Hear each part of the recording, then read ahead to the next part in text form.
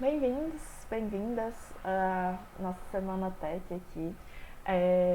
Hoje é o evento nosso de fechamento, né? A gente está o mês inteiro fazendo um evento muito apoiando a iniciativa da Digital Ocean, né, do Hacktoberfest. Mas antes de começar, para quem não conhece ainda, a Nata House é uma empresa de desenvolvimento de produtos digitais. A gente trabalha principalmente com a especialidade do JavaScript. A gente está no mercado, esse ano completou 5 anos que a gente está trabalhando, que a gente está no mercado, né? E a gente vem muito, pra gente faz muito sentido estar organizando esses eventos e compartilhando conhecimento e tudo, muito pela cultura que a gente tem também. Então, a gente trabalha muito baseado na transparência, na excelência, mas principalmente na colaboração e na inquietude, que é o que nos move, principalmente para fazer os eventos que a gente tem, né? A gente somos uma empresa pequena ainda, mas muita coisa que a gente consegue construir do que a gente faz é muito pela colaboração, pela comunidade que é muito forte. Então, se a gente tem um pouquinho para contribuir e compartilhar um pouco da nossa rede também com vocês, pra gente é bem importante, assim.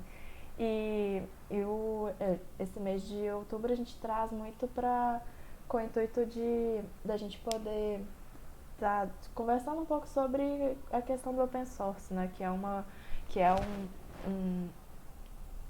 eu sempre esqueço, uma ferramenta, um sistema, uma funcionalidade, é um ponto que nos ajuda muito a trabalhar, né? Acho que não teria área de desenvolvimento, a gente não estaria aqui se não tivesse tantas ferramentas, tantos recursos open source abertos, né? E só para contextualizar vocês também, né? A gente está falando que a da Semana Tech que é um evento que é recorrente aqui na Nata. Acontece mais ou menos é, a cada 3 meses, na verdade é uma vez por trimestre, e cada evento que a gente aprofunda num tema específico, num tópico. Esse ano a gente já conversou sobre Clean Code, sobre microserviços, essa edição é sobre o open source, né? E como eu comentei, né, a gente está falando, esse é o quarto evento desse mês, e a gente teve um evento de introdução, né, que a gente discutiu um pouco e contextualizou sobre o open source e tudo. É, tá, eu acho que ainda não tá, mas essa semana a gente vai disponibilizar a gravação desse primeiro evento, então quem quiser depois voltar lá olhar, a gente vai mandar o link e tudo. O, a gente teve um segundo que foi em parceria com a CIDS, que foi um case super legal de como que eles estavam usando o projeto deles open source sobre design system também, e alguns pontos de front-end, foi bem bacana. E o último que teve, a gente lançou um repositório open source sobre time zone. Eu acho que o Carão vai mandar pra gente o link aqui, então quem quiser contribuir também. É um tema que a gente achava poucas informações disponíveis e tudo, e a nossa ideia é a gente conseguir trazer temas que geram valor para todo mundo. Então quem precisar, quem tiver interesse, usem o guia. Tem bastante informação lá já, mas quem quiser também contribuir e tudo, tá valendo. Acho que é super válido, e essa troca é muito grande, é muito rica pra gente. E o ponto que a gente vai ter hoje, né, entender um pouco do open source na prática, né? Como que as empresas estão usando isso, como que as empresas grandes usam do open source, e como que funciona isso no dia a dia, né? E aí hoje nós temos dois convidados super especiais. Então a gente tem o Túlio, da Take Blip, e vai trazer um pouco pra gente das ferramentas que eles estão usando. Eu não vou apresentar tanto, vou deixar ele se apresentar também. E a gente vai ter também a conversa com o Luca, que é do Quinto Andar, e vai trazer pra gente uma das ferramentas que eles estão usando e um pouco dessa experiência. E aí, mais pro final, a gente vai ter um momento também de troca, de tirar dúvida, da gente fazer uma roda de conversa também. Então, fiquem à vontade para mandar dúvidas, questões. A gente vai mandar aqui no chat também o link do slide, então quem quiser mandar as dúvidas lá e tudo, à medida que for dando, a gente vai respondendo e conversando. Fique à vontade para usar também o recurso do Meet, a mãozinha, então se alguém quiser comentar e tudo, o espaço é pra gente estar trocando e conversando junto. Então é isso. É, Obrigada desde já, né, Túlio e Luca, por aceitarem o convite, mas vou deixar vocês também se apresentarem, contar um pouquinho mais sobre vocês. Deixa eu parar de compartilhar aqui. Mas é isso aí. Ale. Posso começar a compartilhar aqui, Márcia? Vai lá, por favor. Então vamos lá, então. Deixa eu ver. Aí. Se vocês estiverem vendo aí, dá um ok aí. Vocês estão vendo a tela aí, certinho? Ok? Coisa boa? Nice. Bom, então vamos começar então, pessoal. Primeiramente, boa noite, né? Novamente, sejam todos bem-vindos, bem-vindas e bem-vindes aí.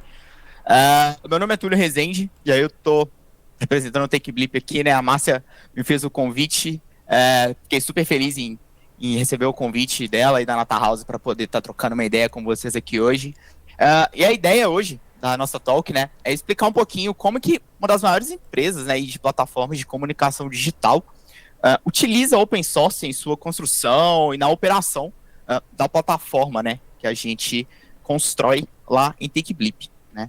Então, fazendo uma apresentaçãozinha inclusiva aqui também, né, que é super interessante a gente estar fazendo. Eu sou um homem branco, cabelo castanho, uma barba um pouco mais rala, estou com uma camisa branca, uma sala de fundo branco também. Bom, me apresentando um pouquinho então, meu nome é Túlio Rezende, eu sou desenvolvedor há aproximadamente 9 anos, estou em TechBlip há um pouco mais de 5 anos ali, um pouco para mais, um pouco para menos, a margem de erro ali. Sou um atleticano de coração e, como meus hobbies atuais, né, eu sou praticante de boxe e jogador de fighting games atualmente. Mergulhei um pouco nesse aprendizado de fighting games aí, é algo super interessante, inclusive recomendo. Bom, falando um pouquinho de quem é a TechBlip, né, o que é a TechBlip para quem não conhece, né, TechBlip é uma empresa mineira especializada em contatos inteligentes e conversas significativas entre marcas e pessoas. Né? E a gente tem como propósito o lema de que uma mensagem pode mudar o mundo. Então, já é uma empresa com mais de 20 anos no mercado aí, já teve diversas atuações, desde venda de ringtones até o momento que a gente está agora, né, de construção de uma plataforma de comunicação digital. Então, a gente está num crescimento bem interessante aí, junto das nossas marcas parceiras, né? Então, para quem quiser saber mais, vai ter o link do site também no final. Dê uma olhadinha, dê uma pesquisada lá, porque é uma história bem legal da empresa, então recomendo fortemente.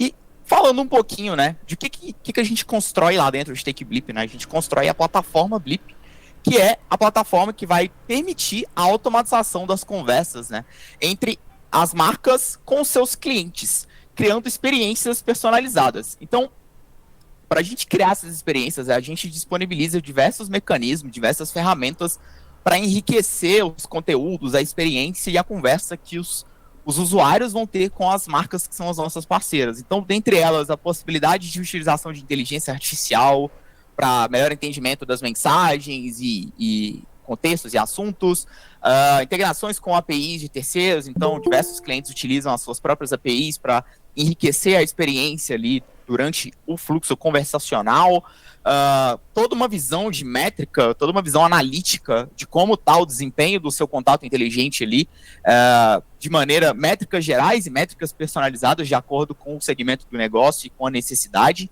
Integração oficial com os principais canais de mensageria. Então, hoje a gente é parceiro oficial do WhatsApp. Então, a gente tem integração com o WhatsApp, com o Instagram, com o Facebook, com o Telegram, enfim, diversos canais. Eu vou ficar uns 5 minutos só falando aqui, mas a gente está integrado com os grandes players relacionado a canais de conversa. Atendimento humano. Então, se surgir a necessidade de realizar um transbordo de um usuário, né, onde o bot não conseguiu resolver o problema dele, a gente também dispõe de todo um ferramental para poder resolver esse problema, né? Então, trazendo um pouquinho de números aqui, os últimos números que a gente tem disponíveis para divulgação, a gente tem mais de 280 mil usuários da plataforma, são pessoas que logam e operam a plataforma para criar os chatbots. Esses usuários estão espalhados por mais de 25 países em diversos continentes, né? E a gente tem mais de 230 mil chatbots criados em nossa plataforma, né? E, como eu disse, que a nossa ideia é conversa significativa entre marcas e pessoas. O que a gente chama de pessoas aqui, a gente tem mais de 150 milhões de pessoas impactadas ao redor do mundo, com as nossas conversas, com os nossos contatos inteligentes e com o total de mensagem. Atente ao termo mensagem, que eu vou explicar um pouquinho mais sobre, mais de 25 bilhões de mensagens. Então é um número extremamente expressivo e que a gente precisa ter uma plataforma robusta e escalável que consiga dar conta de toda essa quantidade de mensagens. Porque esse número está crescendo cada vez mais o tempo todo. Né? Então, alguns exemplos de clientes que a gente opera aí. Então, a gente tem a Claro, o Itaú, a General Motors, a Coca-Cola, Renner, Energisa, Hermes Pardini, Dell. Então, temos diversos casos de negócio com esses clientes. Hermes Pardini, por exemplo, você pode receber exames que você fez no laboratório direto no seu WhatsApp, de maneira bem automatizada. Então, é um case super legal, vale a pena dar uma olhada também e utilizar, dentre outros que a gente é parceiro deles. Né? Então, para que a gente consiga operar essa grande carteira de clientes entre os outros que a gente tem e a quantidade de mensagens que a gente tem, o que a gente utiliza para manter isso tudo em funcionamento? Né? Então, a gente tem uma gama de tecnologias e de repositórios open source, de ferramental que a gente utiliza. Eu segmentei em algumas categorias. Então, a primeira que eu vou estar falando aqui são as implementações caseiras, digamos assim, algo que a gente começou a construir lá em TakeBlip e hoje já tem um tamanho interessante. Né? A primeira delas que eu vou estar falando aqui é a base de tudo. Por onde que a plataforma Blip opera? Qual que é o alicerce para que aconteça toda a comunicação para que a gente consiga chegar naquele número de mensagens ali, que é o protocolo Lime. Né? O protocolo Lime ele surgiu de uma necessidade quando a gente estava começando o projeto de criar a plataforma Blip, de mexer com essa parte de mensageria. Foi feito estudos, né, de quais tecnologias a gente poderia utilizar, dentre elas o XMPP, e a gente chegou numa conclusão que, cara, era uma tecnologia muito verbosa, muito grande, e não atenderia a gente não precisaria disso, né? Seria o famoso ditado canhão para matar formiga. E aí a gente resolveu desenvolver o nosso próprio protocolo. Então, é um protocolo aberto, mas que surgiu dentro de TakeBlip, né? Então, ele é baseado no XMPP. Então, a ideia dele é um protocolo para realizar troca de documentos JSON entre elementos em uma rede. Então, tem todo um esquema de conexão, de identificação de nós, né? Eu ia falar nodes, mas de nós. E essa comunicação pode se dar através de conexões persistentes, como TCP, WebSocket, mas dependendo até HTTP também, de acordo com a necessidade do uso da plataforma. A gente escolheu o JSON porque era uma sintaxe menos verbosa e permitia uma maior extensibilidade da sintaxe do que a gente pretendia fazer. E a gente tem 4 tipos de envelopes básicos. Lembra que eu mostrei ali o número de 25 bilhões de mensagem? Aquilo era só mensagem. A gente trafega outros 3 tipos de envelopes na nossa plataforma, que são as notificações, os comandos e as sessões. As notificações aqui, para ficar uma abstração bem simples de vocês entenderem, imagine cada checkzinho do WhatsApp quando você envia uma mensagem para um amigo seu. Então você tem o primeiro check, né, o single check, o double check e o double check azul. Cada check é uma notificação diferente, né, que está rolando ali durante a conversa. Então todas essas notificações a gente trafega também na nossa plataforma. Então imagine o número de mensagens, agora multiplique por pelo menos 3, né? Que foi esse exemplo que eu dei aqui. Então a gente trafega mais de 75 bilhões, né? Se você fazer um cálculo rápido aqui de notificações. Comandos, então todas as operações de atendimento humano, hub de inteligência artificial, dados analíticos, a gente também opera utilizando os comandos da plataforma, usando o Lime como base. Então tudo são dados trafegados e as sessões, né? Para realizar as conexões entre os nós em uma rede. A gente utiliza MIME types para garantir a extensibilidade. Então, o JSON ele tem uma estrutura básica de identificação para quem que é, de quem que é, tipo remetente e destinatário. E o corpo, ele é totalmente imutável. Você define o MIME type e aí vai ter um objeto lá, que a gente chama de resource, né, que vai ter lá o que você está enviando. Uma mensagem, um documento, um registro de eventos, que eu vou estar explicando um pouquinho depois também. Então, essa iniciativa surge toda dentro de TakeBlip. A gente tem no nosso repositório do Lime a documentação e também a implementação em C#. Né? Então, quem quiser dar uma olhadinha lá depois, super recomendo. A gente tem alguns aparatos, alguns ferramentais junto desse repositório que ajuda a gente a testar o que a gente está utilizando, como um console para testar o protocolo, os envios ali. Então, é algo bem legal.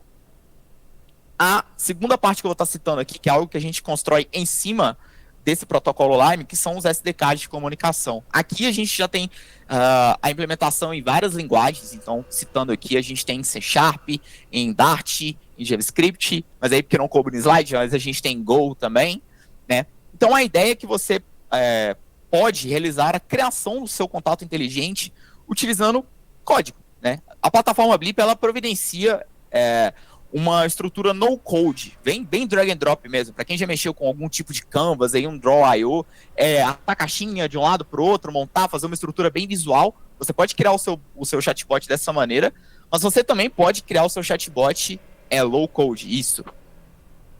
Você pode criar o seu chatbot utilizando código, dependendo da sua necessidade, né? E aí, para isso, você vai estar utilizando os SDKs, né? De acordo com a implementação necessária, com a stack da empresa, enfim, né? Então, por exemplo, na Nata, vocês utilizam mais JavaScript, então vocês poderiam estar utilizando o SDK de JavaScript para poder fazer a implementação. Então, todo o envio de mensagens e notificações e comandos que eu citei, ele é facilitado. Então, com uma linha de código e algumas configuraçõezinhas ali de credenciais, você já pode estar enviando as mensagens para os usuários finais de uma maneira bem tranquila. E além disso, no nosso repositório C Sharp, né, que é a nossa base da plataforma, a gente tem as ações, né? Então, nessa plataforma low-code, ela é constituída de ações para poder realizar algumas integrações, e essas ações ficam disponíveis no repositório aberto, né? Se alguém sugerir alguma... Vou estar enviando, vou pegar do slide também, vou estar colocando aqui no chat. A gente utiliza essas ações. Então, por exemplo, eu quero quero salvar uma informação específica de um usuário no contato dele, né? Alguma flag ali, alguma coisa. A gente utiliza essas ações, né, na nossa ferramenta low-code lá, e aí as implementações ficam todas disponíveis no nosso repositório aberto. Então, se alguém quiser sugerir alguma ação nova, por exemplo, pode ir lá fazer um pull request, a gente vai analisar, e aí, posteriormente, né, de acordo com a necessidade ali do negócio, a gente pode até implementar dentro da plataforma, uma parte visual ali. É algo bem legal. Para a gente poder estar armazenando, né, tudo que a gente trafega na plataforma, né, então a gente, em TechBlip, a gente acaba utilizando diversos mecanismos de armazenamento de dados. Então a gente utiliza, citando o que está no slide aqui, o SQL e o Redis, mas a gente utiliza outros, vou estar falando também um pouquinho, mas a gente utiliza um mecanismo, né, um repositório que a gente criou, uma implementação chamada Elephant. Então, por que a gente criou o Elephant? A gente sabe que toda implementação, diversas implementações, quando a gente vai armazenar um dado, então, digamos que eu queira armazenar um dado no SQL ou no Redis, eu preciso codificar a inserção desse dado nessa plataforma. Pois não, cara? Caramba. A gente não tá discutindo. Alô, alô. Alô, agora sim. Aí. Sem querer apertei o controle do mic, velho. Antes de entrar no Elephant, surgiu uma pergunta aqui que eu acho que faz até sentido para não quebrar depois essa linha de raciocínio que você vai criar. Perfeito. Né? O Anonymous aqui ele enviou para a gente. É possível utilizar códigos personalizados na criação de bot? Como mitigar a execução de códigos maliciosos? Eu não sei se você conseguiu pegar aí. Eu consegui pegar sim. Eu acho que o que eles chamam de código personalizado é exatamente a possibilidade da implementação, ou então algum tipo de injeção, né? Então, talvez algum tipo de SQL injection, creio eu, para poder fazer algum tipo de extração, ou algum tipo de drop database. A gente tem toda essa preocupação com segurança lá dentro de TechBlip também, para poder fazer essa sanitização dos dados e tentar identificar o que está chegando, se é algo malicioso, e aí fazer fazer o corte, né, do envio desse dado lá para a plataforma. Então, se alguém tentar fazer algum tipo, a gente já tem tratamento para esse tipo de coisa, e a gente não corre risco, por exemplo, de sofrer algum tipo de ataque de SQL injection ou coisa do gênero. Acho que a pergunta é mais ou menos algo disso aí, né? Se for alguma dúvida aí, é só pontuar também a pessoa, né? Pode mandar outra mensagem aí. Perfeito. E aí, então, né, a ideia do Elephant, né, como eu estava comentando, você precisa fazer a implementação, né, na camada de implementação de dados ali. Então eu quero inserir o dado numa tabela de usuário, né? Vamos pegar o usuário ou contato aqui. Então eu preciso ir lá muitas vezes, né, seja usando um RM, alguma coisa, lá e codificar aquela inserção daquele dado, né? A ideia do Elephant é que ele vai abstrair essa parte. Então você não vai precisar preocupar diretamente com essa camada de dado, com essa inserção. Então você vai precisar fazer uma configuração de uma interface da sua classe ali, pequenas configuraçõezinhas que vocês podem estar dando uma olhada depois no repositório. E aí, através de uma interface de negócio, você consegue ir lá e inserir o dado. Então, eu não preciso ir lá e dar um insert into tabela de usuário. Eu chego lá, passo para o meu objeto, ó, insere o usuário aí para mim, né? Fiz lá a injeção de dependência bonitinho, criei a instância e tal. Cheguei lá, ó, insere o usuário aí para mim. Ah, eu quero fazer no Redis? Sem problema, insere aí também. Você pode fazer até os dois ao mesmo tempo. Cara, insere para mim no SQL e no Redis, ao mesmo tempo. Fazendo uma camada de cache ali do dado, né? Você não precisa chamar duas vezes. Se chamou uma vez só, tá resolvido, né? A ideia é exatamente você remover a necessidade de implementação, de acesso aos múltiplos mecanismos, né? E fazer essa abstração para você preocupar com o que você realmente precisa, que é a sua regra de negócio, a sua manipulação dos dados ali, e deixar com que essa inserção e armazenamento seja algo mais trivial, seja algo que você vai gastar tanto tempo ali. Então é um mecanismo bastante interessante para utilizar, recomendo acessarem depois o repositório, é algo bem legal. Eu vou estar mandando aqui os links depois no chat para ficar tudo compiladinho, mas eu mando para vocês. E aí a última implementação que a gente tem lá em TakeBlip, a gente utiliza o LaunchDarkly, né? Para quem não conhece, o LaunchDarkly é uma ferramenta de feature flags. Então a ideia é que você consiga controlar, principalmente no front-end, você pode usar no back-end, mas principalmente no front-end, o acesso a determinadas funcionalidades que você pode estar lançando. Então, estou lançando um dashboard novo, por exemplo, e aí eu só quero que uma determinada parte da minha base de clientes tenha acesso a esse dashboard. Então eu controlo via LaunchDarkly, né? Ó, somente os usuários @natahouse, por exemplo, vão acessar esse dashboard. Então para quem é @takeblip não vai poder, né? Então a gente fez uma abstraçãozinha em cima da biblioteca do LaunchDarkly, que é muito para o nosso uso também, mas você pode simplesmente injetar o serviço na sua implementação de front-end e começar a utilizar, que é facilitando um pouco a conexão e a autenticação para o uso. Então você injeta o serviço lá que a gente expõe por essa biblioteca, passa os feature flags lá, e aí você já consegue fazer as validações muito mais rápido, não precisa se preocupar com tantas implementações. A biblioteca do LaunchDarkly ela é bem extensa, então a gente abstraiu um pouquinho exatamente para o que a gente queria, para as operações básicas ali, e agilizou bastante as nossas implementações no dia a dia de feature flags, né? Então tá aqui o repositório também, para quem quiser dar uma olhadinha, né? Antivírus. Aí aqui tem um tópico legal, pode até fazer um gancho com a pergunta que o Karan fez aí, né? Mas com relação à parte de mídias, né? Eis que um belo dia, né? Historinha. Eis que um belo dia, aí chegou um cliente pra gente e falou, cara, a gente, né? Ele tava vindo fazer assinar um contrato com a gente, ele chegou, cara, a gente já teve problemas, né? Com outros fornecedores de envio de mídias, né? De arquivos maliciosos pros clientes, né? Pros atendentes dele lá. E aí a gente queria saber se a TakeBlip, né, fornece algum tipo de garantia pra gente. Aí a gente correu atrás disso, né, para atender o cliente e tal. E aí a gente foi procurar algumas soluções, algumas bastante caras, inclusive. E é isso que a gente achou o ClaimAV.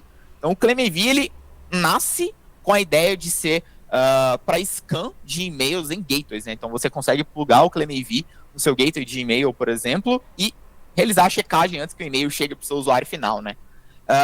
Ele tem uma funcionalidade bem legal, que é a extração de arquivos para detecção. Então, se alguém te envia um arquivo RAR, né, tentando mascarar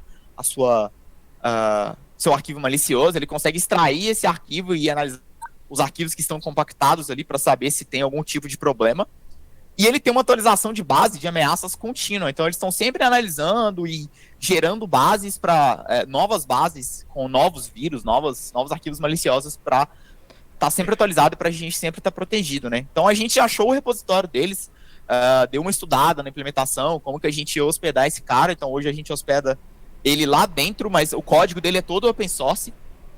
Então vale a pena dar uma lidinha para quem precisar de algum tipo de uma operação do gênero, bem interessante de poder estar utilizando. Tem ele tem uma documentação gigante, uma especificação, então é bem detalhado, bem legal o uso dele. E a gente usa nas nossas aplicações de mídia, né? Então, todos os gateways permitem você mandar arquivos, né, em anexo, todos os canais, né? Então, WhatsApp, Instagram, você pode mandar uma foto, mas o cara pode te mandar um PDF, por exemplo, e aí você consegue analisar antes de chegar dentro da plataforma ou antes de chegar para um atendente, né? No caso do atendimento humano ali. Então, você evita esse tipo de problema. Então, é uma implementação bem legal, né? Mecanismos de busca, a gente optou por utilizar o OpenSearch.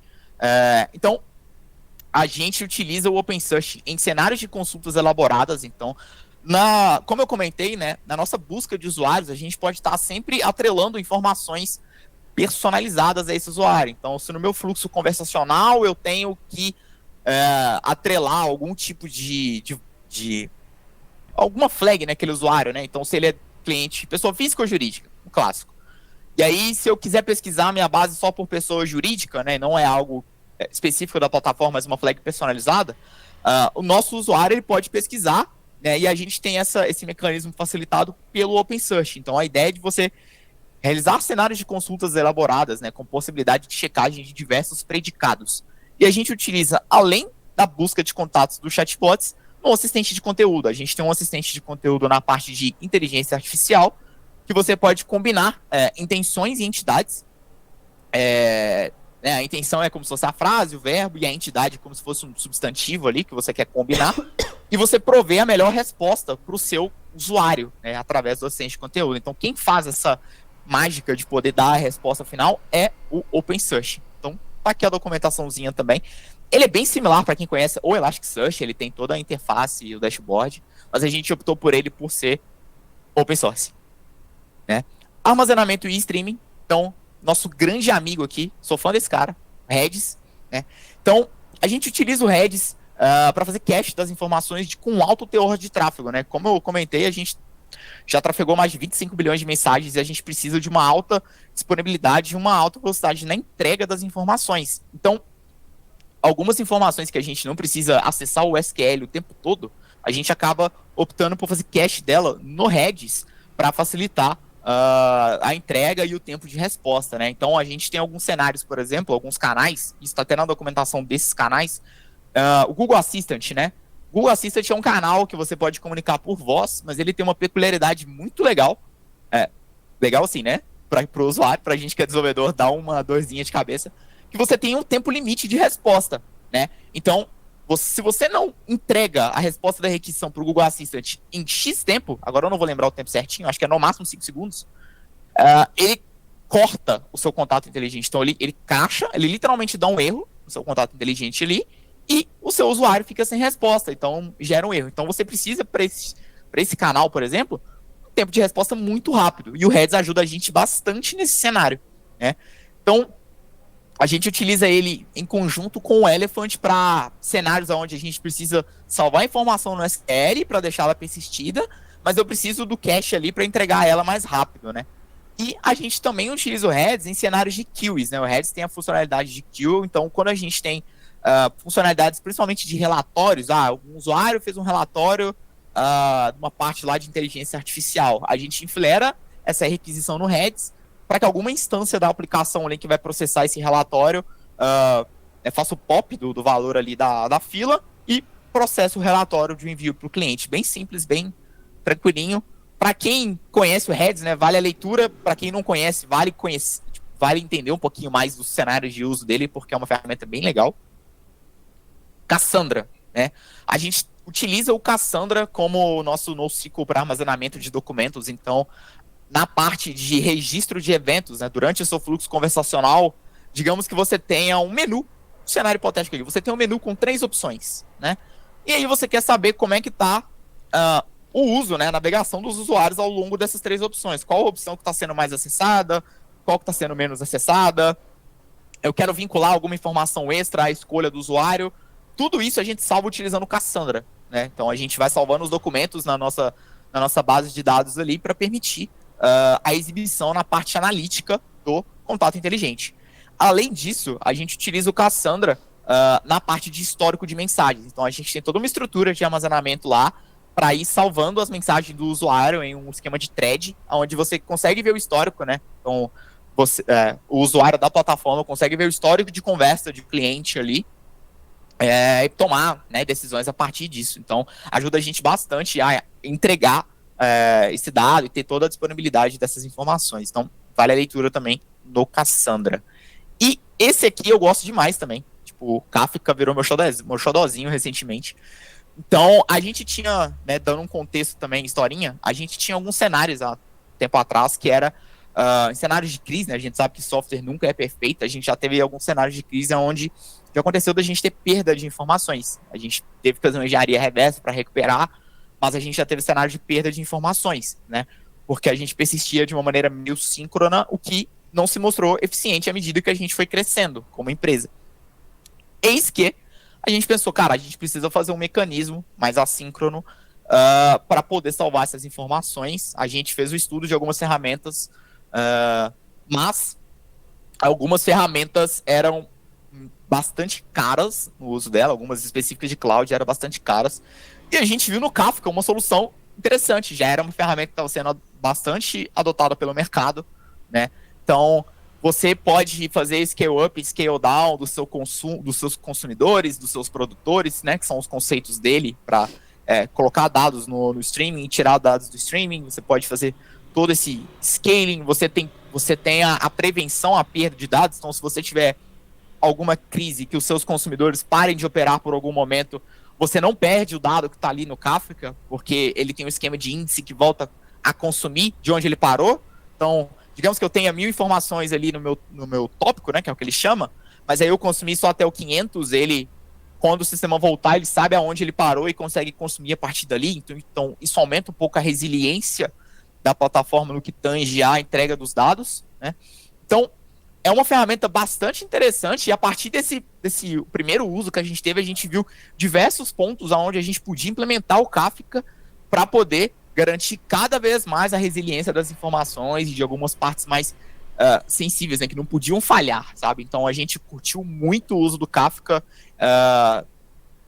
e de toda a possibilidade que ele dá pra gente para fazer coisas assíncronas assim. Então quem não conhece o Kafka, vale dar uma consultada, é uma ferramenta bem legal também, né? Monitoramento. Aqui não tem erro. Aqui a gente foi para a duplinha dinâmica clássica, Grafana e Prometheus. Aqui não tem muito para onde correr. São absurdos. As duas ferramentas são extremamente absurdas. Então, todo o tráfego de mensagem que a gente faz na plataforma TakeBlip, a gente extrai diversas métricas utilizando o Prometheus para gerar indicadores de monitoramento para a gente, né? Então, o tempo de todas as métricas que são relacionadas aos envelopes, de acordo com a necessidade. Então, o tempo de envio de uma mensagem, o tempo que demorou de uma mensagem trocar de status, né?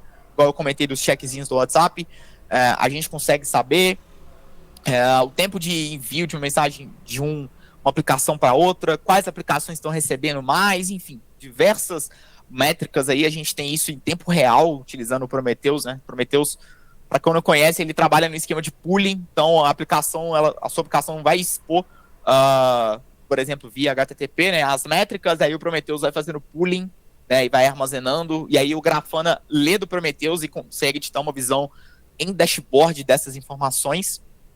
A gente utiliza muito em cenários de crise, já ajudou a gente absurdamente a identificar alguns comportamentos anômalos, né? Então a gente já identificou o cenário de pegar um problema de um cliente que ele tinha implementado um loop no bot dele, né? Sem querer, claro, mas ele implementou no loop e isso foi gerando um gargalo na plataforma. A gente parou e sentou, tá, vamos tentar identificar onde começou, quando que começou, da onde que veio, qual canal que veio, qual foi, e aí a gente começou a fazer a partir das métricas um deep dive até que a gente conseguiu chegar na solução.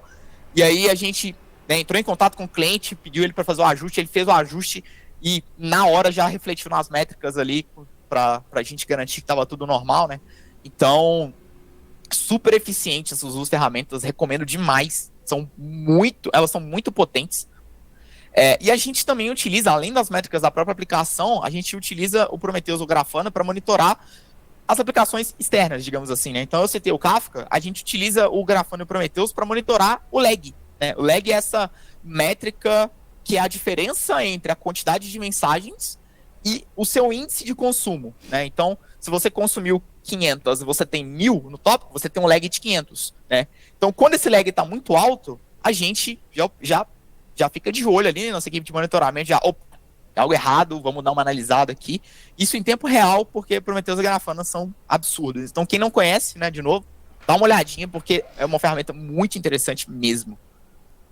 E a nossa última implementaçãozinha aqui, essa aqui particularmente é o meu xodó, porque é o meu time que está trabalhando nessa aqui.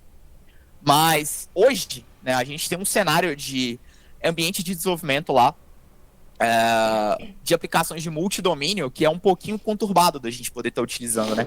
Então, gera um pouquinho de trabalho over-engineer, né, digamos assim, para você conseguir fazer a depuração no cenário que você quer, né? Então a gente começou a procurar alguns mecanismos de como que a gente ia resolver os problemas dos nossos software engineers para conseguir desenvolver da melhor maneira possível nesse cenário de multidomínio. E aí, paralelamente com isso, a gente utilizava o Docker Desktop em algumas coisas, e aí aconteceu deles mudarem o licenciamento deles, né? A Microsoft, acho que é a Microsoft, se eu não me engano. Ela mudou o licenciamento e a gente começou a olhar e falou, tá complicado, né, de a gente poder usar. Vamos procurar uma solução diferente? Se não der, a gente vai para ele mesmo, mas vamos procurar uma solução diferente. E aí a gente achou o Rancher Desktop. O Rancher Desktop, ele é uma solução open source também, tá aqui o Git deles, é um repositório extremamente ativo, os caras estão lançando release pra caramba. Ele é mantido pela Rancher, que é uma empresa especializada em gerenciamento de clusters de Kubernetes, em prover tecnologias e mecanismos para gerenciamento de clusters Kubernetes, né? Então, eles desenvolveram essa ferramenta de um jeito que você consegue subir um cluster Kubernetes na sua máquina, usando, no caso do Windows, né, usando o WSL. Então, Túlio, quando que eu vou usar isso? A gente tem um cenário lá também que a gente quer aumentar a imersão dos nossos software engineers com Kubernetes para eles ficarem cada vez mais familiarizados com a tecnologia, né? Então, conhecer quais são os conceitos core ali do Kubernetes, tentar entender e tal, para quando a gente fazer a nossa virada ali para 100% Kubernetes, já tá todo mundo na linha, todo mundo on point já. E aí a nossa ideia é utilizar o Rancher Desktop para resolver tanto o problema de orquestração de container local para facilitar o desenvolvimento, quanto melhorar o conhecimento dos nossos software engineers na parte de Kubernetes. Então a gente está desenvolvendo essa atividade lá agora. Quem sabe vem um case no futuro aí para a gente mostrar um pouquinho da ideia. Mas a ideia é que com um clique você consegue subir, com poucos cliques, né? Um é demais, mas com poucos cliques você consegue deixar o ambiente todo pronto, né? De Kubernetes, com a parte de Docker, que você consegue utilizar a engine por trás, porque a engine é open source. Você consegue subir o ambiente inteiro, sair instalando tudo que você precisa ali, e a partir disso você conseguir desenvolver da maneira mais otimizada possível, né? Então, para quem não conhece, é uma ferramenta bem legal. Recomendo dar uma olhadinha também no Rancher, porque é absurdo, assim, para quem quer aprender um pouco mais de Kubernetes também, ela é super interessante. Então, é isso. Falei um pouquinho demais, eu acho. Mas obrigado pela atenção de todos. Espero que tenham curtido a apresentação aí. Quem tiver dúvida, vai mandando no Slido aí, que aí a gente vai respondendo ao longo do tempo aqui. E no mais é isso. Valeu e, Master, passa a palavra de volta para você.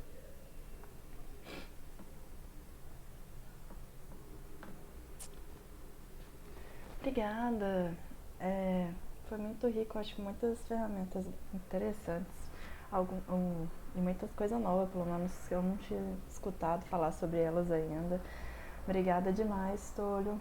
E galera, vai mandando pergunta aí que no final a gente bate um papo com o Túlio também e troca ideia junto com o Luca. E aí eu queria abrir espaço agora para o Luca também, que ele vai apresentar pra gente uma ferramenta que eles estão usando. E não vou nem assumir o risco, né, de apresentá-lo, vou deixar ele mesmo fazer isso, mas é isso. Luca, fica à vontade. Obrigada por topar o convite.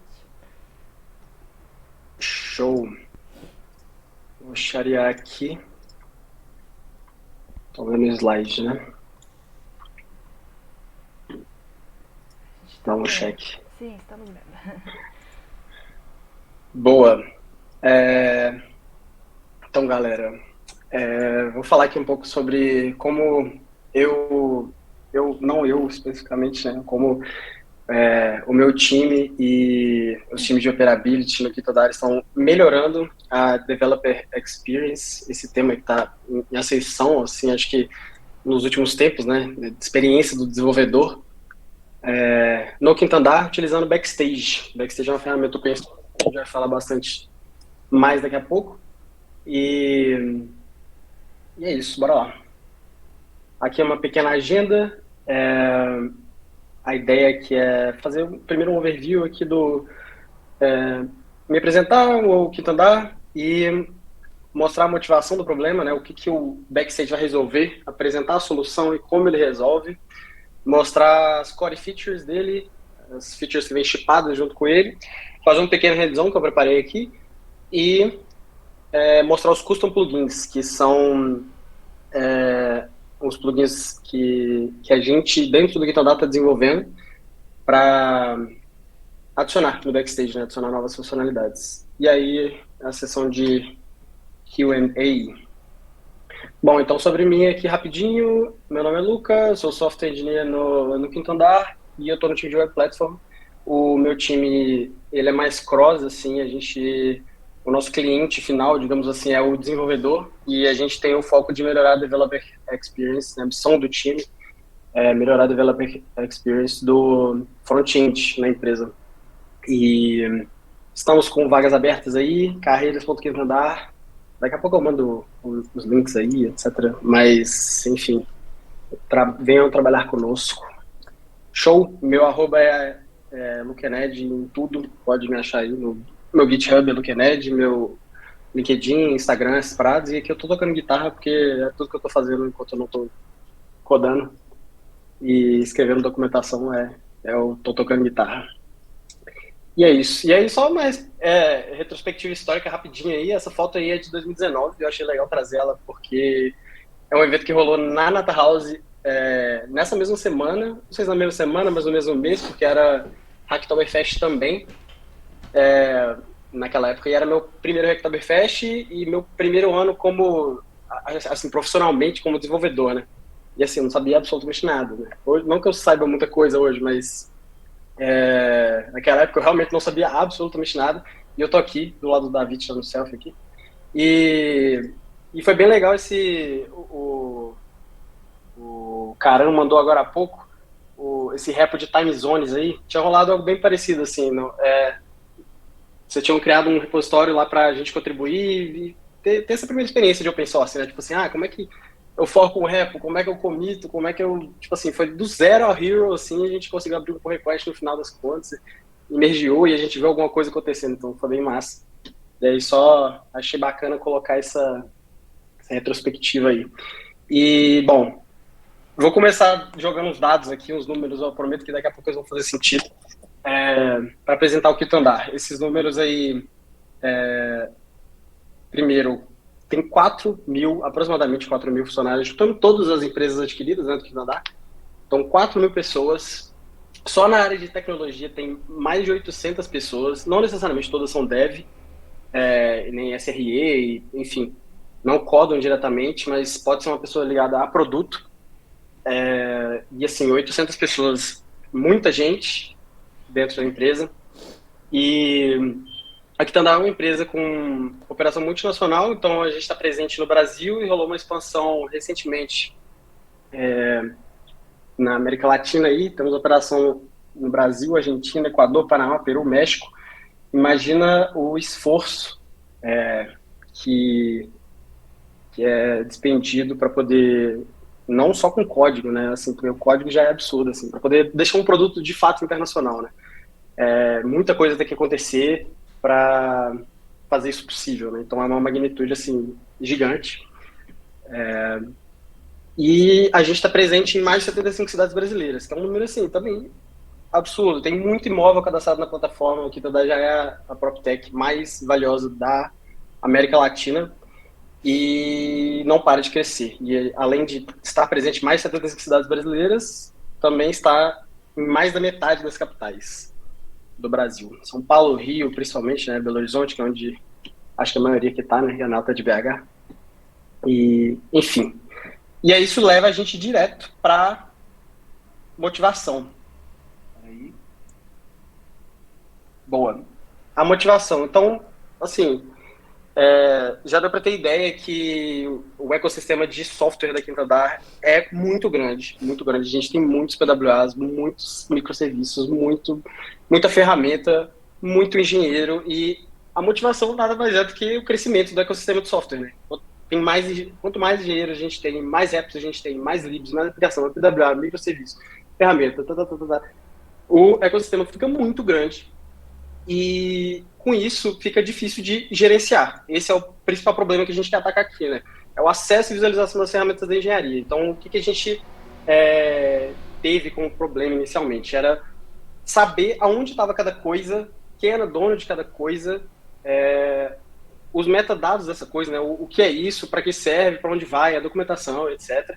Incluindo o ownership, que é essa parada de saber quem é o dono desse desse pedaço de software, seja lib, aplicação, PWA, serviço, o que seja, de uma maneira que espelhe como os times da engenharia são organizados. Isso porque, a partir do momento que a gente sabe que aquele serviço está espelhado em um para um, né, com um time, não necessariamente um para um, enfim, um para muitos, a gente tem uma visão geral de como é organizado o nosso ecossistema dentro da empresa, né, seja em tribos, em lines, squads, times, etc.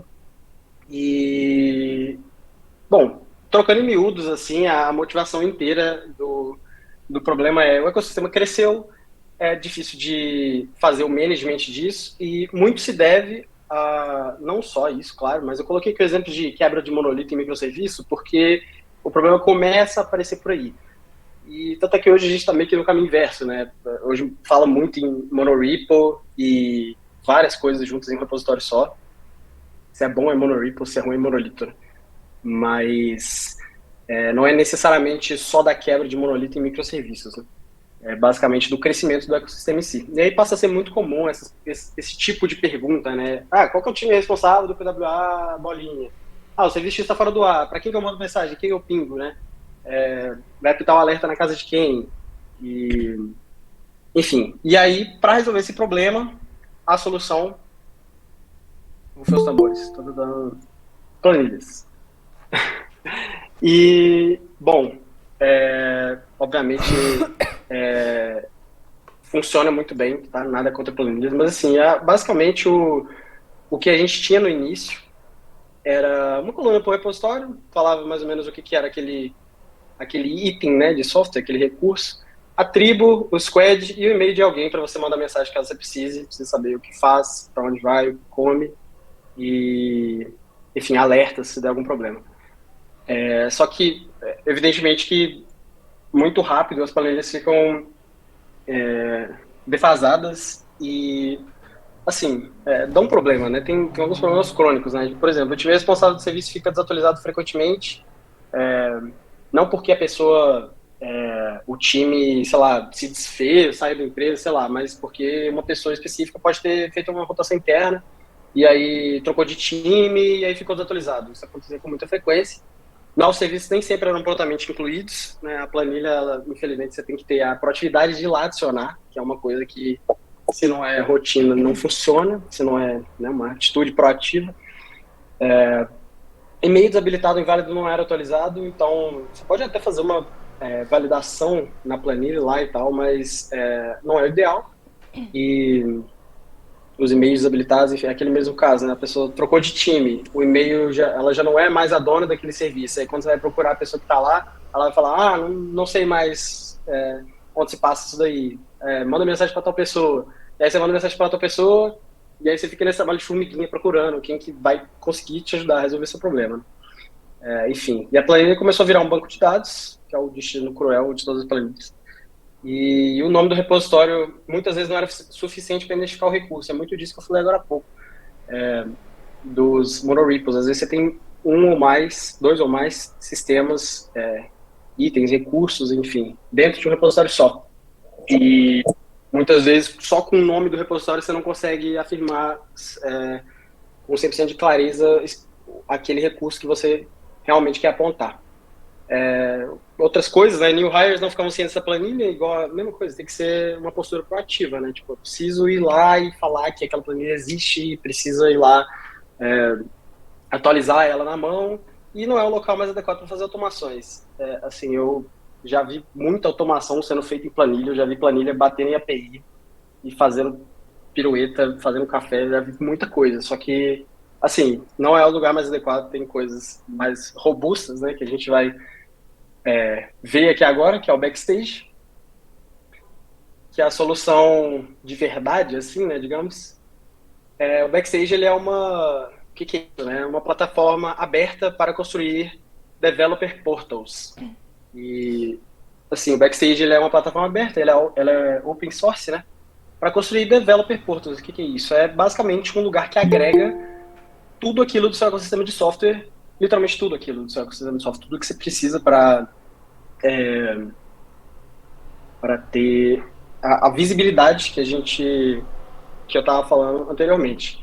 Então, com ela é possível exibir de uma maneira unificada tudo necessário para criar e manter recursos de infra, então não só seu software, né? Toda a sua infra está lá também. Observar nosso CI/CD, você pode trazer, esquece esse negócio de ficar procurando ferramenta de links específicos de ferramenta de CI/CD, GitLab, CI, Circle CI, Drone, sei lá,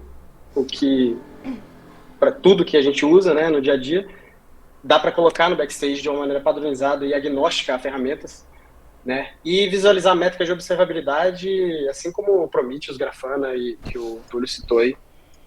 Dá para você jogar tudo no Backstage e sem necessidade do desenvolvedor possuir qualquer expertise com as ferramentas, né, que é essa vibe de ser agnóstico às ferramentas. Então, cada vez mais as coisas vão estar mais centralizadas, mais fáceis de achar. E o Vinícius falou aqui no Banco Carrefour também usando os Backstage, mas antes ele existir, para descobrir que era o dono, a gente procurava a última pessoa que deu commit. Então, eu ainda faço muito isso, para ser bem sincero, mas o Backstage resolve isso com maestria, assim, sabe? Se ele for bem implementado e evangelizado, assim, porque não adianta você implementar uma parada e ela ficar largada e não ter alguém cuidando disso, né? É raro, mas acontece muito, sim. Se for o último a comentar no rap, pra mim é real, né? E aí, bom, dando continuidade aqui no que é o Backstage, né? Só um overview, ele foi criado dentro do Spotify, então o time de engenharia lá dentro do Spotify criou ele para resolver exatamente esse problema que eu tô falando aqui. E isso foi 2020, se eu não me engano. E 2 anos depois, ou seja, esse ano, acho que em março, se eu não me engano, ele foi doado para a Cloud Native Computer Foundation, CNCF. Que é uma organização de desenvolvedores e maintainers que asseguram a qualidade de plataformas de software open source. Então, embaixo do guarda-chuva da Cloud Native Computing Foundation, estão outros softwares assim que são muito, muito robustos, muito maduros no mercado mesmo. E o Backstage ele está ao lado, né? Ele está ao lado de ferramentas como o Argo CD, que, assim, quem é desenvolvedor aí, provavelmente SRE deve ter mais contato com essas coisas, né? Mas Argo CD, que é uma ferramenta muito robusta, muito usada no mercado. OpenTelemetry, ferramenta de observabilidade, igual Prometheus, enfim. E Grafana e tal. Thanos, que é um plugin lá para o Prometheus, se eu não me engano. Quem é esse aí vai saber corrigir melhor. Mas, enfim. E na fase de Graduated, né, que são os projetos em fase mais madura, digamos assim, da CNCF, estão aí os softwares que são pequenininhos, né, ninguém usa, tipo o Kubernetes, Prometheus, Containerd, que é o runtime do Docker, está basicamente na nuvem inteira do planeta Terra, Envoy, Proxy DNS, e, enfim, são esses softwares gigantes que estão embaixo do guarda-chuva da CNCF, né? Então, eles apostam muito, né, no Backstage. Bom, continuando, o Backstage tem essa stack mais moderna, assim, eu ia falar que é fácil, assim, mas é fácil se você for front-end, né? JavaScript, TypeScript, React e Material UI para o front.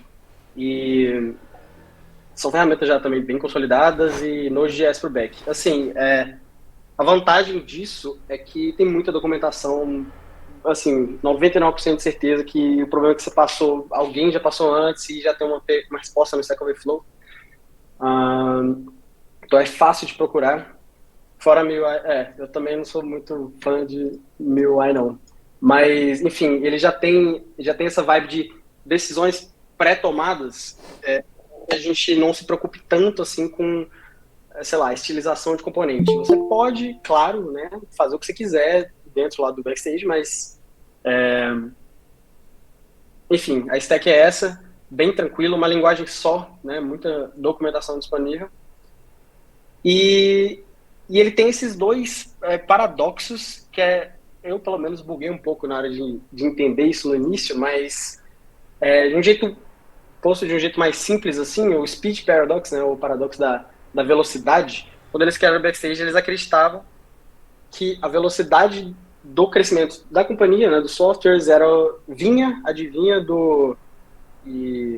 da autonomia dos times, né? Então, assim, quanto mais um time é autônomo, mais rápido ele vai desenvolver as coisas e mais mais software ele vai chipar com mais qualidade, enfim.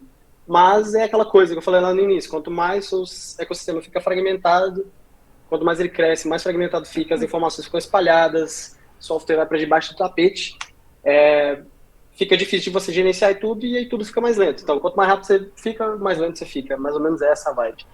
E o Standard Paradox é a mesma coisa, só que é mais ou menos assim, se você força os times, a princípio, autônomos, né, a seguir mais standards, mais padrões, né, fugiu a palavra do português, assim, mas tipo, enforced, da companhia em si, você vai reduzir a autonomia deles. E aí não adianta de nada você querer impor padrões se isso vai diretamente contra a criatividade dos times. Políticas da companhia, isso, forçar as políticas da companhia. A palavra que fugiu era enforce, é tipo forçar, né? E aí, mostrar que algumas core features, essas já vêm chipadas junto com o Backstage, tipo, out of the box, assim.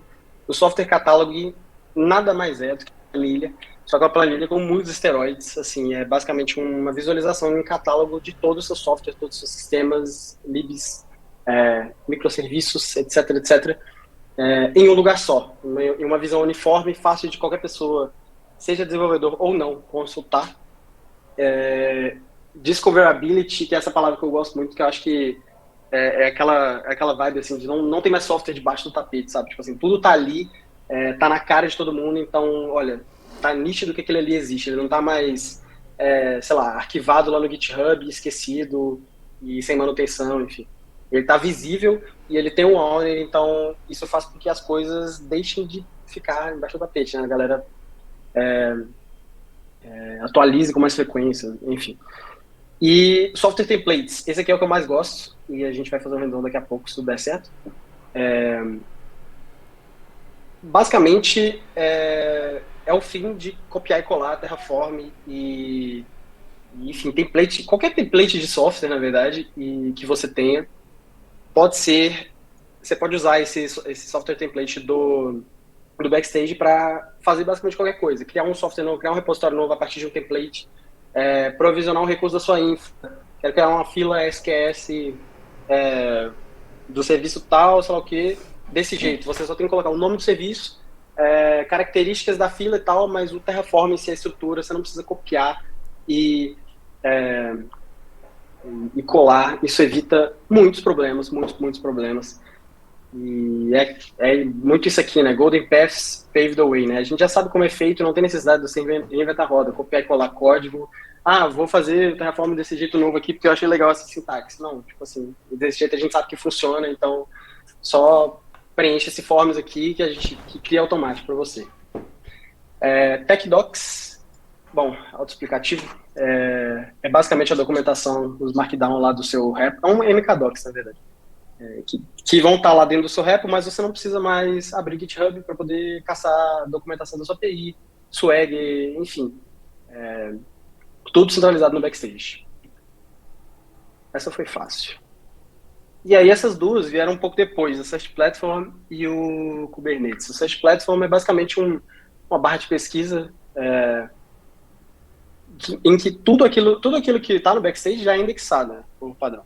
E aí eles permitem você indexar coisas fora do Backstage. O exemplo que eles dão, que eu achei bem legal, é indexar, por exemplo, perguntas do Stack Overflow, tipo, da sua companhia. E aí você pesquisa lá dentro do Backstage e como está indexado, você vai poder achar também essas coisas.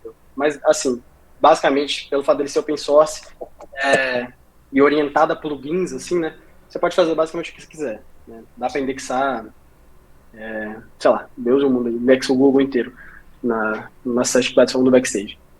E Kubernetes é muito a vibe de assim, extinguir o kubectl, get pods, kubectl, get nodes, enfim. Tem uma visualização boa de orquestração de Kubernetes, né? Orquestração de container, dentro do Backstage também. Um front-end legal e amigável. Show? Bom, aí eu preparei um hands-on aqui. Eu não sou bobo nem nada, eu já estou com a tela aberta. Vamos primeiro olhar um catálogo. System Relations, Resource e API. Tá rolando? Acho que tá meio grande, deixa eu diminuir. Essa daqui é a página do nosso backstage, dentro do nosso backstage. Então, assim, tipo, assim como qualquer outro software, o backstage, ele tá no nosso catálogo de software. E aí aqui a gente tá no System Backstage App. E aqui tem todas as informações centralizadas que a gente possa querer, assim. Sem ter que abrir GitHub, sem ter que caçar pergunta no Slack enfim. Aqui tem a seção de About, e aqui metadados gerais, quem é a owner, squad, tribe, os contribuidores, linguagens, isso aqui está no GitHub também. APIs, boa. As relations, esse aqui é legal. Aqui no diagrama, se eu vier em View Graph. Aqui mostra todas as dependências, tudo que forma, né, o System Backstage App. E dá para mudar a visualização? E, inclusive, recursos de infra, se eles existirem. Isso. No caso, o back-end depende de um recurso de infra. Boa. API. Aqui, como eu estou no System Backstage, dentro dele a gente tem duas coisas, né? A gente tem o front-end e o back-end. Aqui ele listou, tipo, REST Components, sim, tem dois componentes. Esse aqui é o front, esse aqui é o back. E aí, se a gente for no back aqui, em View API, ele fala aqui, ó, tem um provider de API aqui, e aí a gente pode ter acesso aos endpoints aqui, tipo um Swagger, né?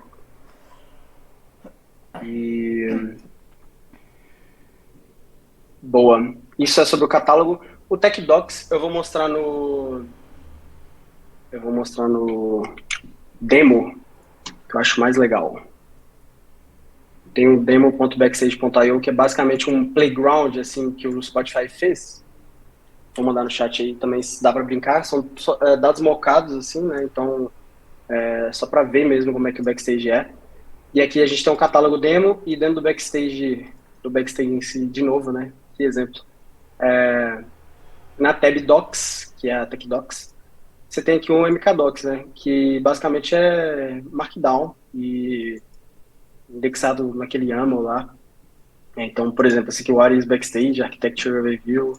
Se a gente for lá no... Deixa eu dar para mostrar. A gente for lá no repositório do Backstage em si, aqui, MKDocs, ele tem essa carinha aqui, né, no código. Então, ele indexa esse Markdown aqui nessa pasta e nessa seção, digamos assim. E aí, boa, a terceira coisa do hands-on, software template, esse é o mais legal, espero que não dê bizil. Normalmente é agora que tudo dá errado. Aba Create, então essa aqui é meio que a cara assim do software template, né? E aqui são todos os software templates que a gente tem de acordo com a nossa infra, isso aí vai variar de lugar para lugar, mas vamos criar junto aqui um bucket CloudFront, bucket test na House. Vou criar ele, obviamente, sem fazer nada demais, quero tudo default. E aí, tipo, esses componentes todos aqui são, exceto uma outra coisa, assim, que é específico da nossa infra, assim, todos os componentes são do backstage em si, então, assim, não tem muito risco de... Você pode fazer as validações e etc, para não ter muito risco do desenvolvedor fazer alguma coisa errada, assim. E aí, next step, vou botar aqui...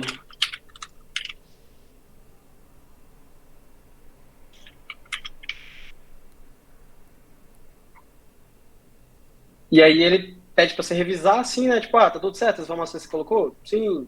Beleza. Então cria um nosso bucket aí. E aí aqui ele mostra os steps, ele faz o render do Terraform template, né? Que é aquele arquivo Terraform lá que a gente normalmente copiava e colava, enfim. E ele cria o PR já no nosso repositório de infraestrutura com a gente preenchendo o formulário. Isso aqui é simplesmente mágico. Os olhos brilham. E aqui o botzinho já criou já o nosso PR para o bucket. E já tem uns bots aí. Olha ele aí, o Holmes. Fala dele. Então, já tem uns bots aqui que validam esse PR, porque a gente sabe que ele foi feito pela Paved Road, né? Então, aquilo já está dentro dos conformes exatamente como a gente espera que o Terraform esteja. Já está tudo certo aqui. Então, a gente já dá uma approve de infra. Então, você só precisa da approve de uma pessoa do seu time, assim, para ver se, tipo, o nome do negócio está certo. Pô, entendeu? E aí, depois vem os bots aqui da Atlantis para dar apply, enfim. Eu vou dar close aqui para ninguém brigar comigo. E deixa eu ver. Bom, esse foi o software template, né? Cara, é maneiro demais mesmo. E aí, por último, o toolbox. Esse aqui é tranquilo. Esse aqui é o fim da barra de favoritos gigante e os blocos de notas, né? Que é todas as ferramentas da nossa infra, todas as ferramentas da engenharia, Grafana, Prometheus, enfim, tudo aqui, separado por environment ainda. E, enfim, isso aqui evita, né, o negócio da barra de favorito gigante, e também porque muitas vezes ficava deprecado o link, né? O link às vezes é dinâmico, não é só, sei lá, quinto andar, ponto, aws.br, enfim. O link muda, entendeu? O link das ferramentas. Ele sendo dinâmico, toda hora a gente tinha que ficar lá atualizando, tipo, não, o link desse negócio mudou, sabe o quê? Não, aqui tá tudo centralizado em um lugar só, tá fácil de achar. E next, deixa eu ver. Essa era a última coisa que eu tinha colocado no toolbox. Enfim, tem muita coisa, tipo, muita coisa mesmo que dá pra fazer. E eu vou mostrar agora os custom plugins que a gente desenvolveu internamente, e esses não estão, né, disponíveis lá no Spotify para você fazer download, mas a gente espera que no futuro estejam, pelo menos o de front-end, a gente fez ele pensando, né, em abrir ele para open source, a dar de volta para a comunidade, né? E, enfim, o primeiro aqui é o Deployments, que é para acompanhamento do nosso CI, aquela parada que eu falei no início, né? Tipo, não precisa mais olhar a ferramenta, tipo, a gente usa GitLab CI, a gente usa Drone CI, Circle CI, sei lá o quê, para poder acompanhar o CI. Não precisa. Agora, dentro do Backstage, você pode acompanhar o seu CI exatamente como nas ferramentas, só que, assim, de um jeito padronizado e fácil de ver, enfim. É basicamente a mesma coisa, só que ele é agnóstico à ferramenta, né? Você acompanhando o seu CI, por aí fica mais fácil. Inclusive mais amigável como está em um lugar só, né? Mais amigável a pessoas de produto, enfim. Só um disclaimer aqui, né? Os dados, obviamente, aqui são mocados. O dono aqui do serviço é o Arthur Bani, Dr. Arthur. E, enfim, esse é o Deployments. Tem esse outro aqui que é bem legal. Todos foram feitos por times internos aqui do quinto andar. Esse aqui pelo time de segurança, Security Score, são métricas de segurança e vulnerabilidades. Ele basicamente consome aí eu nem sei, na verdade, entrar no detalhe de como especificamente isso acontece, mas esse serviço aqui é o Fossa, né? Alguém deve conhecer ele. Ele é terceiro, então, assim, ele faz análise de dependências, das dependências daquele seu projeto, e ele sabe dizer, tipo, essa dependência aqui, a versão tal, ela tem a vulnerabilidade desse jeito, atualiza aí e tal. É um problema de vulnerabilidade de dependência. E aí a gente, sei lá, bate na API deles e dá para colocar literalmente qualquer coisa aqui. O Fossa é só um exemplo mesmo. Git leaks, né? Se vazou algum segredo lá no PR seu, na pipeline, alguma coisa assim, alguma API aqui, assim, ele te avisa aqui. E aí, com essas métricas aqui, calculou um score, basicamente, desse serviço, para mostrar a saúde desse serviço, né? E ranquear eles para ficar bem visível. Olha só, esse serviço aqui tá com a nota de segurança muito, muito baixa. Tipo, precisa atualizar a dependência dele, precisa né, fazer alguma coisa sobre isso. E, enfim. Boa. E esse último aqui que eu trouxe, a gente fez mais, mas eu trouxe os que eu acho assim, mais relevantes. Esse último aqui é o xodózinho do meu time, porque foi a gente que meio que fez internamente assim e colocou no nosso backstage. São métricas relevantes de front-end, que tem versões e scores, né, a mesma coisa do security score para as dependências, e adequação a boas práticas. E aí ele tem esse visual meio Lighthouse-like, né? Lighthouse do de performance para front-end, né? Vocês devem conhecer. E tem essas gauge, né? Gauge, não sei como pronunciar direito, mas essas barrinhas de progresso assim, redondas, mostrando essa nota, né? Mais visual, assim, tipo, ó, esse PWA aqui tá 70% nas dependências, tipo assim, algumas coisas atualizadas estão acende um alerta, sabe? Amarelinho. Se tivesse vermelho, seria mais crítico ainda. E aí ele dá um feedback assim, olha, React, beleza, tá up to date com a versão que a gente recomenda. E algumas boas práticas, assim, que são coisas mais específicas da companhia, mas coisas gerais, né? Tempo médio de duração de teste aqui, isso aqui a gente consome de uma API terceira também, API lá do nosso CI. 3 minutos, então, beleza, bom. Tem excelente customization, se ele faz override de alguma regra de lint que a gente fala que é boa, que é necessária para o seu projeto ter uma boa saúde, a pessoa vai lá e sobrescreve alguma regra de lint para, né, subir algum código com lint errado, enfim. E aí, essa tab web que a gente fez no Backstage, que ela é um plugin interno aqui que a gente quer muito que dá de volta para a comunidade, né? A gente precisa, obviamente, fazer muita coisa nele ainda para deixar ele redondo e liberar o open source, mas é um plano para o futuro. E aí, para finalizar, tem esse blog post aqui do Medium, que, na verdade, a apresentação inteira foi inspirada nele, para não dizer copiada, mas tem muitas coisas que eu não falei que estão aqui ainda, por exemplo, como a gente consome e onde é armazenado o checklist, que é o arquivo YAML que o Backstage lê para ver uma entidade, para ver um sistema, né? Como ele determina que aquilo ali é um PWA ou um back-end, enfim. Aqui tem mais falando disso. Vou copiar o link aqui. Mandar para o chat. O Arthur é rápido, né? O cara é bom. E aí, por fim, esse blog post aqui do Spotify sobre o Backstage, sobre o uso do Backstage no Kitodá. O Spotify ele tem um tech blog, esse Adopter Spotlight aí, aqui, que eles escrevem basicamente sobre como as empresas, as companhias estão usando o Backstage. E aí a gente virou notícia lá. Fizeram um estudo de caso do nosso Backstage, assim, e vou copiar isso aqui, eu vou ser mais rápido que o Arthur. Ah, não, você já tinha mandado antes. Nossa, sou trouxa, né? E aí é isso, acabou. Chegamos aí para Q&A. Ou não sei se pode passar para Márcia. Pois é. Pode falar, Túlio, pode falar. Pode ir perguntando, galera. Já tá emendando, né? Um palestrante fazendo pergunta pro outro. Mas eu achei da hora, tipo, a ideia do Backstage. Eu só fiquei com uma dúvida que talvez não ficou clara na apresentação. Foi, tipo, a hospedagem desse cara, tipo, vocês hospedam ele na infra do Kitandá? Ou ele é, tipo, algo da Cloud Native, algo aberto, das nuvens? Como é que, tipo, funciona a hospedagem dele, assim? É nativo. Tá tudo na nossa infra. Legal. E...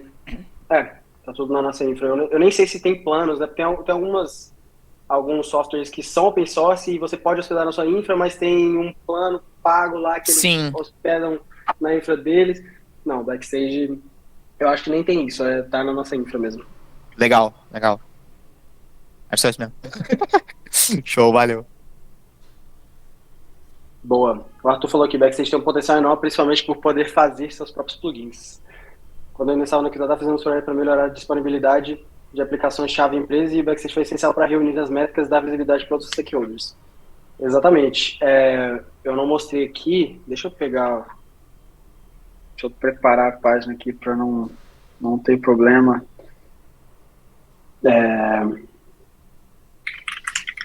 Mas realmente tem esse availability. A gente também colocou. Putz, peraí. A gente também colocou essa questão de availability na página do catálogo, né? Que foi a primeira que eu mostrei. E isso aí dá essa visibilidade que o Arthur falou de Opa, não estava chegando. Peraí.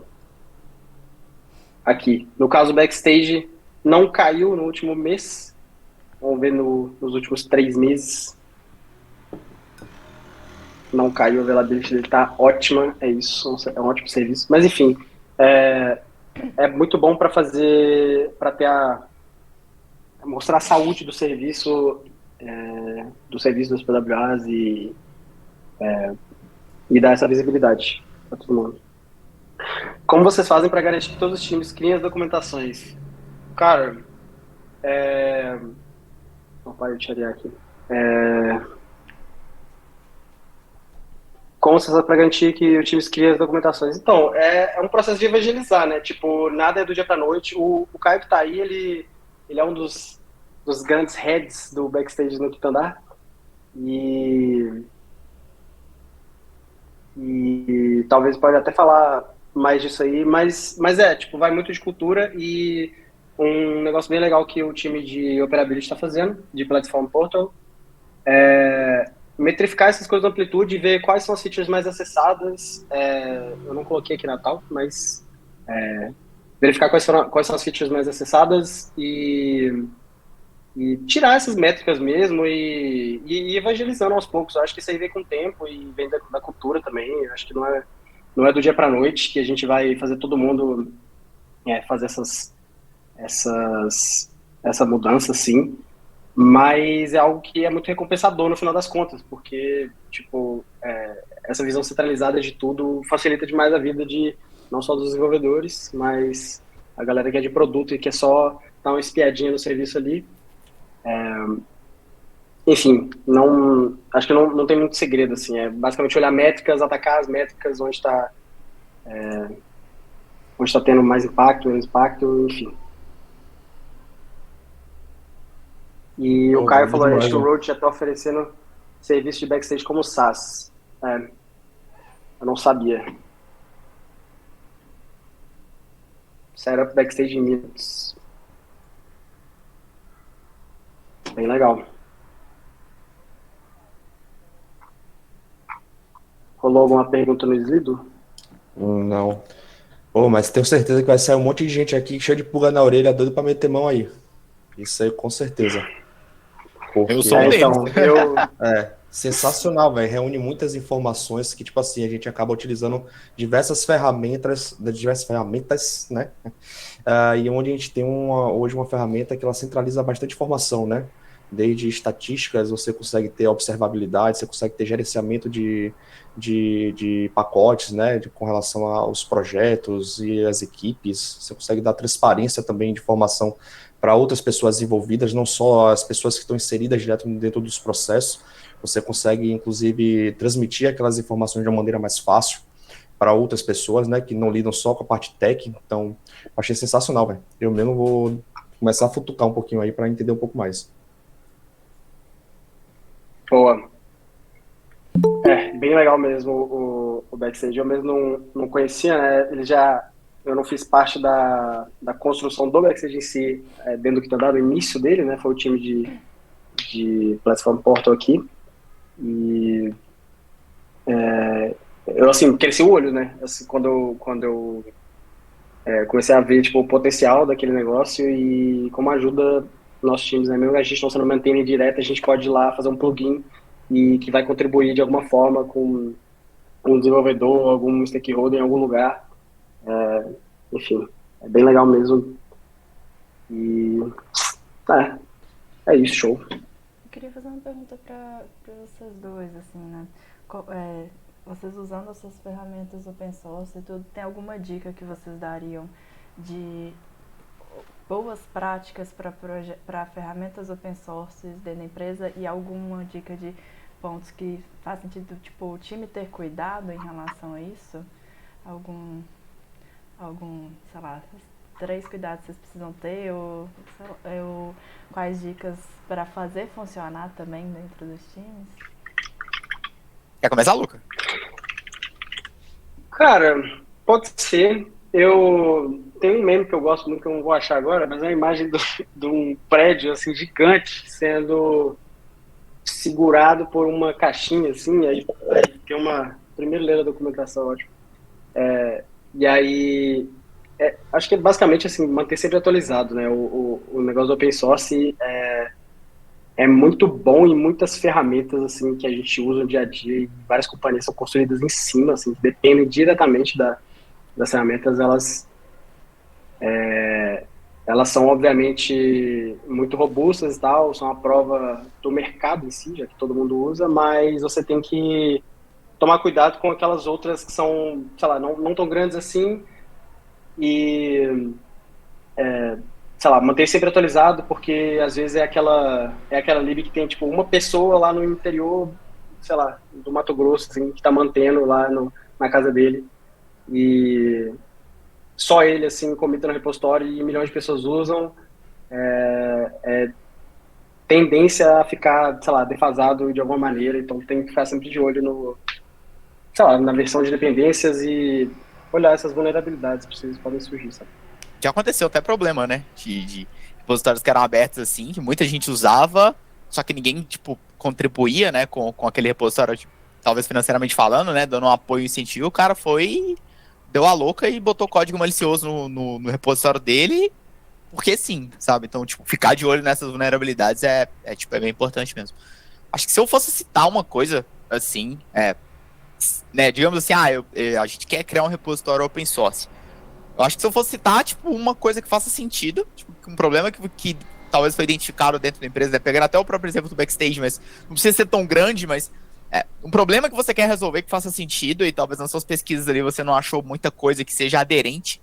Pode ser que já exista algo, mas não é aderente esse problema. Então, identificar um problema e talvez, em segundo lugar, eu pensaria, tipo assim, começa pequeno, lança algo, sabe? Tipo, não pensa muito, tipo, vamos botar 428 features nesse cara aqui e lançar ele. Cara, lança 2, 3 featurezinhas pequenininho e vai crescendo ele, vai crescendo as funcionalidades dele ao longo do tempo, sabe? Exatamente para você, até pegando um pouco de mindset de produto, né? Cara, lança primeiro, pega o feedback, vai pegando contribuição do pessoal para você ir evoluindo a partir disso, sabe? Então, encontra o problema, resolve o core do problema e a partir disso você vai evoluindo aquele repositório, vai aprimorando ele, colocando mais funcionalidades, né? Em algum momento você vai chegar numa coisa do tamanho do Backstage, por exemplo, mas o importante é resolver um problema rápido e um problema que você não identificou uma solução que faça sentido para você dentro da companhia, sabe? Pensaria algo nesses dois caminhos aí. Vai receber alguns warnings, né? Tem até um meme, né? Tem um problema, vou resolver o problema, vou criar um sistema. Aí cria o sistema, ganham 50 warnings, mais um problema, mais não sei o quê, 3 bugs. Exato, exato. Eu penso em problema, só penso nisso, velho. Exatamente. Muitas vezes já vai ter coisa no mercado. Vou fazer um. Cara, não precisa fazer um código, você já pode fazer isso aqui. Alguém já teve esse problema. Mas você vai chegar em algum momento da sua vida como desenvolvedor, você vai chegar num problema que você nunca viu alguma solução que é 100% o que você quer. Vai ter algo ali, mas sabe, vai ficar faltando algo pra você resolver, pra você entregar aquilo que você quer. Aí, nesse caso, tipo, beleza, vambora, vamos criar mais problema pra gente, né? Como o cara comentou ali. Vamos criar um pouquinho mais de problema pra gente, mas é alguma solução que vai ser 100% aderente ao que a gente quer resolver. Então, tem um problema X, e eu sei que se eu desenvolver algo aqui, pode fazer sentido, baseado nas minhas pesquisas que eu fiz e tal, e vambora. Começa pequenininho, depois a gente vai crescendo. Esse é o problema de todo tipo de plataforma, fazer a galera aderir. Isso é um problema. Talvez se eu fosse pensar em algo, tipo, como aumentar a adesão, né, que até o Vinícius comentou ali, eu ia pensar em alguma coisa de gamificação. Tipo, pra tentar aumentar o engajamento. Não sei como é que é no Quinto Andar, assim, se o pessoal trabalha com algo do gênero lá, mas a primeira coisa que eu ia tentar, o ser humano como um todo, ele é movido à competição de um jeito ou de outro, sabe? Tipo, e ser recompensado de algo. Competir e ser recompensado, se sentir recompensado. Então, teria que ser alguma coisa nesse gênero pra, cara, time, se vocês fizerem isso aqui, vocês vão ganhar isso, vão ganhar aquilo, pra ter aquele sentimento de completude, sabe? Tipo, atingir algo. Então, acho que esse é o tipo de melhor estímulo. Porque se for documentar por documentar porque sim, aí entra no que o Luca falou, né? Pô, políticas da empresa, sabe? Vai ser um bagulho meio jogado goela abaixo ali, não vai ficar legal.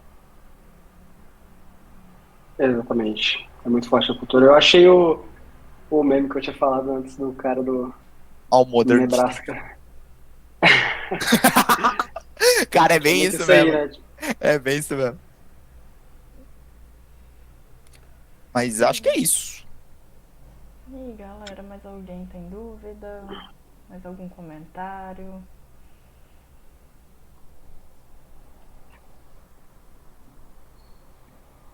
Vou entrando aí, tal.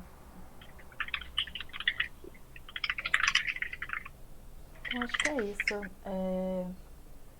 Aproveitar e deixar aqui. Túlio, Luca, muito obrigada. Foi muito rico a troca. Acho que vocês trouxeram informações e experiência de uma forma muito legal também. Foi bem bacana, muita coisa nova, muita coisa pra gente sair pensando e ver como aplicar isso também e ver o que cabe também na nossa realidade, né? Obrigada pela disponibilidade de vocês, de todo mundo também que ficou aqui com a gente até essa hora, né? No final do dia eu sei que já tá todo mundo cansado, mas acho que é sempre bom a gente poder ter essa troca. Mandei dois links, duas coisas. Deixa o feedback pra gente, é importante pra gente continuar, saber o que é legal no evento, o que vocês curtiram, o que não curtiu e tudo mais. Acho que é sempre válido. E quem quiser também, a gente continua conversando pelo Discord. A gente está construindo essa comunidade, até pra gente poder manter contato, eu vou ver com o Túlio depois se ele disponibiliza os links e tudo. Eu mando lá também no Discord pra ficar salvo pra galera. Eu até salvei. Quer que manda aqui de uma vez? Pode ser também. É link pra boné. E se puder, depois eu pego, porque aí fica lá no Discord, fica salvo também, que aqui no Eu entro lá no Discord e mando. Combinado. Eu peguei o link aqui já também. Maravilha, show. E é isso aí, galera. Muito obrigada. Boas Valeu. Valeu. Parabéns, Luca. Parabéns, Túlio. Valeu demais. Valeu, noite, cara. pessoal. Tamo junto. Valeu, pessoal. Boa noite. Abraço. Valeu, boa noite.